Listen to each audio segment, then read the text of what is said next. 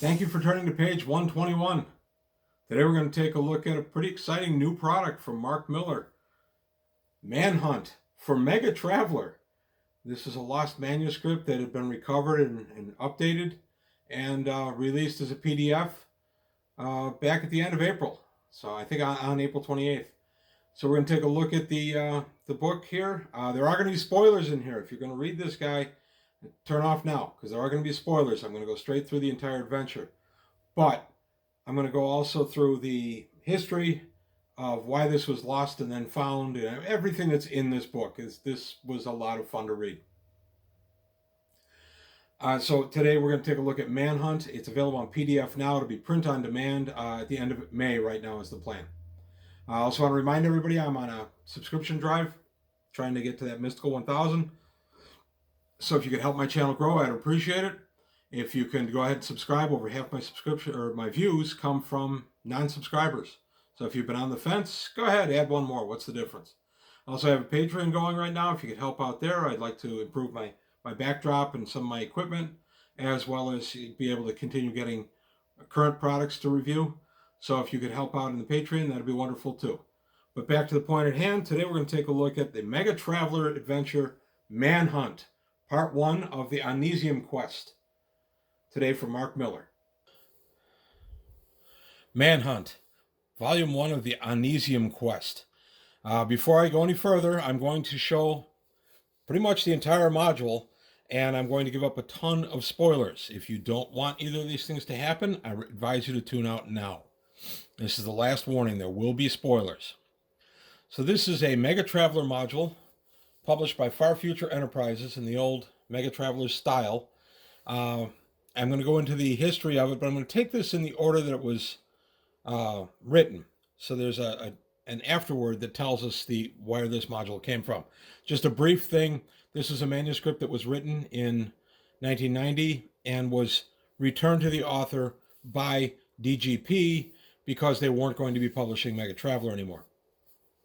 I'll go into more detail on that toward the end of the video. So now we're starting out the Manhunt, the Onizium Quest. I was really excited when I saw the announcement on this. I bought it literally the first chance I had. It's on PDF right now through DriveThruRPG. It can also be, or will be, a print on demand per Mark Miller's announcement sometime around the end of May. When this guy goes on print on demand, you can bet I'm going to buy it. So here we go. There's the Robin Ascendant, 100-ton seeker. Nice little floor plan in the old Megatraveller style. And this was written by Philip Athens, and it's an adventure module for Megatraveller where you're looking for the legendary Victory Belt, an asteroid belt consisting entirely of rare and expensive element Onizium 118. So that's the MacGuffin for the entire adventure, is you're looking for this mythical belt that may or may not exist. This module is a very broad scope. Just this one adventure, you're going to travel over 100 parsecs. And it's presented in the nugget style, the visual nugget format, which basically gives you a synopsis of the chapter coming up and then fleshes out the chapter later. I like the old nugget style. I think gaming's maybe progressed a little bit beyond this type, but I still like the nugget style. I found this module incredibly readable. I was very excited to get my hands on this, and I really enjoyed reading it. I think my family's tired of hearing about it. So here we go. We talk about, you could use some of the coax stuff in here for some of the vignettes. So here we are, Comet Fall, the referee's overview. So in the old nugget style, you read the referee's overview, and then you went from there to the subsector, and then you'd get some of the information, and then you'd actually play out the scene. You'd get sections you could actually read to the players. I'm going to go back a little bit. We get a ton of library data in here. The library data on the Victory Belt is a spacer's myth, quote unquote. Large asteroid belt composed entirely of Onizium, rich bodies circling neutron star. Favorite tale of belters, you hit this and you're set for life. So the player characters believe in this, and they want to talk to a guy who's written a book that mentions this Victory Belt, that they believe, hey, this guy's been there. maybe, he can give us a clue. When we get this, it's going to be the claim of a lifetime, and we're going to be rich beyond all dreams.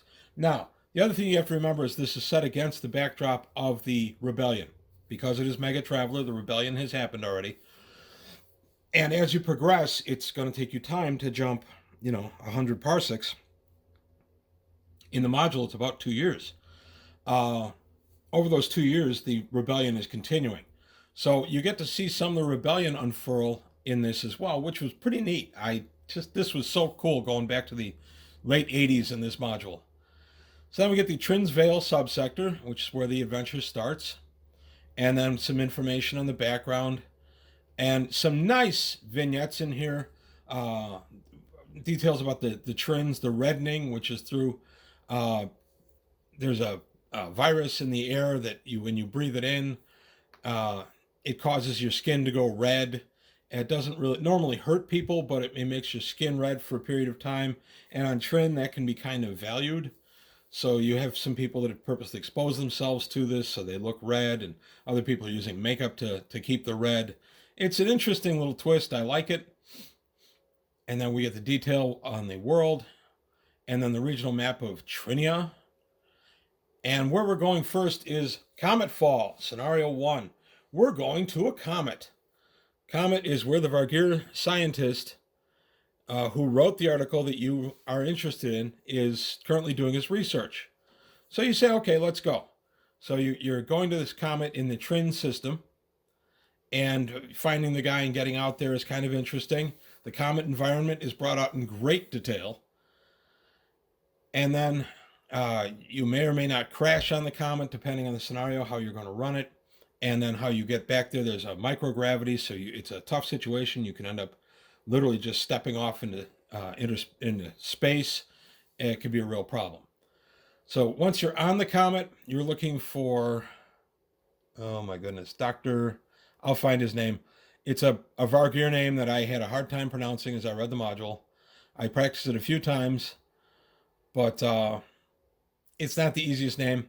You do get a great look at a Comet Walker specialized ground vehicle to walk on the surface of the comet. It's pretty cool. We're on Varian's Comet. I liked the Comet laboratory. I liked the Comet environment as presented. I thought it was very good. And then we're continuing on. There's the research station itself, a nice cutaway view. A lot of action is going to take place. There's a nice look at the Comet floor plan, the base, and there's the general base layout with the hangar. And then some background on the VCRI. You find out that some of the funding from this came from less than scrupulous means, and now those guys want their payday, which is in the form of a virus that can be harvested from this comet and weaponized. And our good team, our professor, has no intention of doing it. There's our professor right there. I have no idea how to say a Vargir name. Sorry. But that's our guy. And then his aide-de-camp and the scientist that's making up the weapon, the bioweapon. And that's really what's going on here for the travelers, is trying to talk to this gentleman who is about 100 years old, 98, and a Vargir. And he's in kind of failing health, being kept alive by a bionic heart. And he's got 2 artificial ears instead of his real ones that he tends to keep tuned down. It's an interesting character. There's a lot of really good fleshed out characters in here that you could just pluck out of this adventure and put anywhere you want. I recommend this module just if you're not even going to run it. No, it's Megatraveller. There's some nice fleshed out background here for the base, the Walker vehicle, and the characters. Here's a med robot for us. And then Fight or Flight, the bad guys that have helped fund this Comet station didn't get their illicit research, so they're mad and they're coming to take it, and maybe a pound of flesh along the way. So the travelers have to make some decisions there. There is the bad guy ship with all the Megatraveller stats. And then the player characters and the Vargir can escape. And here's our main bad guy, Eric Deathwalker. That's awesome. It's a code name, kind of like Star-Lord, but it's kind of cool. And the characters get away from the bad guys, and Part of the group leaves in the long-range shuttle. Other part tries to leave aboard the traveler's ship. The shuttle doesn't make it. The travelers do. So now you're jumping to Farnas, where you're going to try to follow up the next leg on this long, long quest for the Arnesium Belt. Keep in mind that this is just a legend with a little bit of information in various research papers that may or may not be true. But now you've got word of an actual former scout who has actually claimed to have been there. And that's where the Vargir scientist got his information for making for printing his paper. So then we're on the quest for this guy. So we're crossing far across we're up in Farnas and Vlan 2328. Here's the inner system profile. There's the planet itself. A lot of nice profile work done on the planet. This is a long module. It's about 96 pages. Really nice background. Here's a nice look at the coreward sectors of the Shattered Imperium. We're starting out, right around in here in the Marches area. We're going to go up through Corridor, and then we're into Vland space and all that. So it's a long haul. And it's all against the backdrop of the Shattered Imperium. Some more information on Lapson. There's the planet itself. And there's a nice alien race, the Kar Appa. And then there's a nice opening dialogue for each one of these. Then the summary of nuggets, the old nugget system. You would use the nugget you want and maybe jump ahead. It was almost like a Find Your Adventure Path type book. I love that system. It's nice. I enjoyed it in the 80s. Gaming's matured since then, but it's still kind of a sweet style. I loved the font that they used this. They did the best they could to approximate the font from the late 80s. The artwork is outstanding. A lot of this artwork was designed for specifically for this module. Here we have Urdu Ashawa, and she is the chief of the scouts of this section, and she's got secrets upon secrets. She wants the travelers to go in and get some information for her, specifically a transponder code that she can use to then put to a ship that she's got access to and leave the area via the stolen ship. But it turns out she's also the daughter of the scout guy who came across the Victory Belt in the first place. So kind of interesting. You got a nice little tie-in there with his daughter. The travelers don't know that that's his daughter. And then we come up, we've got a lot of encounters. We get, there's the archive that we're headed to get the information we need. If we give her this information, then she'll swap that for the information we want on where this scout is, who happens to be her dad. She's also got daddy issues, so she's looking for her dad herself. So she's really interested in what you guys uncover. There's plots within plots on this, and that's as deep as you want to play it. We get kind of a weird crew in this archive base, which is kind of fun. It's a human, one of the natives, an uplifted dolphin, and a droid. That's our crew that's aboard this archive. They're all kind of odd. We get to have maybe a firefight in the archive if we're going to attack the crew, or if the crew calls the local authorities on you, or you can just slip in, get the information you want, get out, or maybe try to barter for it. A lot of different options, a lot of different things to do. There's a nice little submarine you have to take to get to this archive, through Ammonia Ocean, things like that. So there's a lot of detail in this module. And like I say, you can transplant a ton of stuff from here and just plug it in anywhere you want. Here you get the various nuggets. There's a nice look at the Seeker. There's the confidential personnel file for the gentleman that we're looking for, Duk Ash Kagichi. His first name is Nithan. There's his service number, the whole shebang, and he's presumed dead. But where we have his last location is Antares. So now we know where to point this ship. Antares is still a long way away. We're from Farnas to Antares. It has a lot of nice little nuggets in here for things you can do in the long, long journey between the worlds. This adventure is designed to take place in the better part of 2 years, which is a long time to stay motivated for hunting for a myth, but I still kind of like it. Against the backdrop of the Shattered Imperium, what else do you have to do? And by the way, this scout ship is actually owned by one of the players. He has bought it. He's got a mortgage on it. Kind of interesting. So there we go. And there are our player characters. Fensel Tufo, he's a belter. And then we have Shayla Lyric, she's ex-Navy. David Janir, or Yahanir, he's an ex-merchant. He's got a little library droid that floats around with him that he loves. It's become his closest friend. It's got a high-level AI. There's the little droid, the translator robot. Can't help but kind of think about C-3PO when you see that, but hey, what the heck? It doesn't look like him, but translator robot becomes a confidant. And then there's the ship itself. And then the little prospecting buggy that's aboard the ship. And now we get one of the more exciting things. I love the adventure. The adventure is a lot of fun. It's about 76 pages long. It's full of a bunch of deep information. You can use this as written, and it would be a lot of sessions to get through. Or you could just pull out things here and there and make whole game nights out of a couple of paragraphs out of this adventure. I really like it. This part, I was absolutely blown away when I got to it. They actually took and made an appendix for the Traveller conversions to not only Mongoose Traveller, the current edition as of the printing of this, which is 2022, they also do it for Mark Miller's Traveller, which is really cool, the 5.10 version of Mark Miller's Traveller.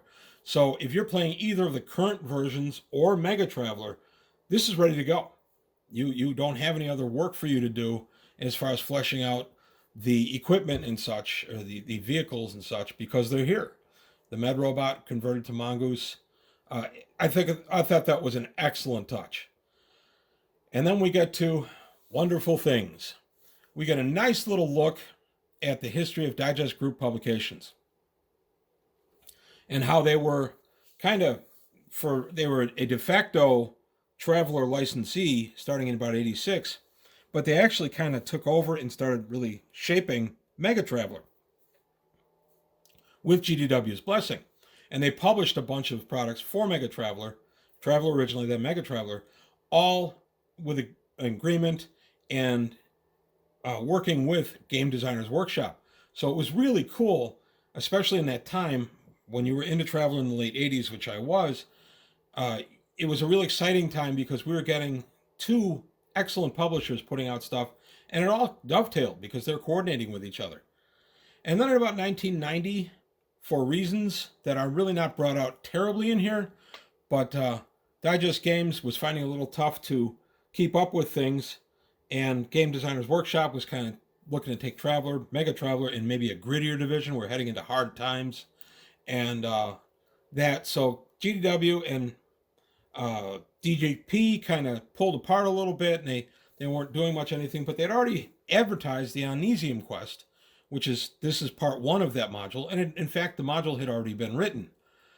But then eventually, DGP decided, Traveller's not really going to be where we want it, and Game Designers Workshop thought, maybe it's time we kind of took the reins back ourselves, and they wanted to take it in the new grittier Hard Times version, and so they kind of drifted apart a little bit, and this module was returned to its writer, and, they said thank you, but no thank you. And then it was recovered, fortunately for us, off of an old 3.5-inch floppy. The article here goes into a lot of detail of how they recovered it. It took a lot of effort to recover this and clean it up and bring it up to so we can enjoy it. Neat thing here, right down here, they have the actual ad for Manhunt that was appearing in the Digest Group publications in Traveller's Digest, or the Traveller's Aid, and things like that at the time. And then we go to the note on style where they talk about how they recovered this and everything, and then all the references. They go into detail here. There's the back of the module. There we go. They go into detail here about how this module was written 30 years ago, so they had to clean it up a little bit to keep it more in line with some stuff that had published since. In the new era, in GURPS Traveller, they wanted to keep things as consistent as they could. They were willing to make a few sacrifices to make the story continue, but they wanted to keep it continuous. I appreciated that. I really did. I appreciated the thoughtfulness that went into this presentation, because these weren't guys that were just slapping something out to make a quick buck, which they could have done. Instead, they went ahead and they actually shaped it into a product that you could really grab onto and really enjoy right now. And you can enjoy it as Megatraveller, Mongoose Traveller, 2nd edition, or Mark Miller 5.1, or easily convert it to some other version of Traveller. So I thought that was a great thing that they did. They brought some Traveller history to us. They updated the Traveller history, and in my opinion, they made it better. And they said, here you go, guys. Here's our love letter to Megatraveller. And I was so excited when I downloaded this thing, and I spent a lot of time reading and rereading passages, so I was clear on my facts before I did this video. And of course, I've condensed a lot of stuff. This module took me several hours to read, and I'm condensing it down to a 20-minute video. So of course, I'm not going to hit everything, and I'm not intending to. I just want you to know, if you have $10 to download this PDF, absolutely. And if you're waiting for the print on demand, more power to you. I'm going to be buying the print on demand when it comes out. This is absolutely going with my Megatraveller collection. I love this module. I thought this was just a wonderful thing that they did. As I said, they could have just slapped it out and said, here you go. We're just going to put this out here, and it's an old manuscript, and we don't care if it's got flaws. It's just going to be what it is, and here you go. Read it and enjoy it, and let it go at that. But they didn't. They took time to find the font, give it the old flavor of Megatraveller, and even update the stuff so it's consistent with Traveller that's been published since. So I love it. Accolades to Mark Miller and Far Future Enterprises for putting out just an outstanding product, one that I'm proud to have in my library. Philip Athens, great job writing. All the interior art, Ian Stead, Nick Gibbons, Rob Caswell, production from Nick Gibbons and Joshua Bell. These are all familiar Traveller names. I'm not going to name everybody that's on that list, but I can't say enough good things about this. They did a great job, and as an old Megatraveller guy who always loved Megatraveller, I really understood what they were trying to do here, and I think they accomplished it completely. So recommend it, absolutely. Manhunt, the Onesium Quest, Volume 1. Now, there's a question as to whether Volumes 2 and 3 are going to be done. The answer is no idea. As of this publication and the information in here, none of that's been really written. There were some broad outlines done, but that was it. So whether they'll ever see the light of day or not, I don't know. That doesn't matter to me. I hope they do. That would be wonderful. But honestly, just having this as its own module is completely worth it as well. I can just pull pieces out of this and play it, and it was worth my $10 investment on Drive-Thru-RPG. So there you have it. I promised at least one viewer that I would do a review of Manhunt, and I have. I hope you enjoy it. I hope you enjoy Manhunt. I thought this was very well presented. If you have any questions or comments, please leave them below. And that's really all I have to say today on page 121. Thank you for watching. Enjoy Manhunt, and I'll see you next time.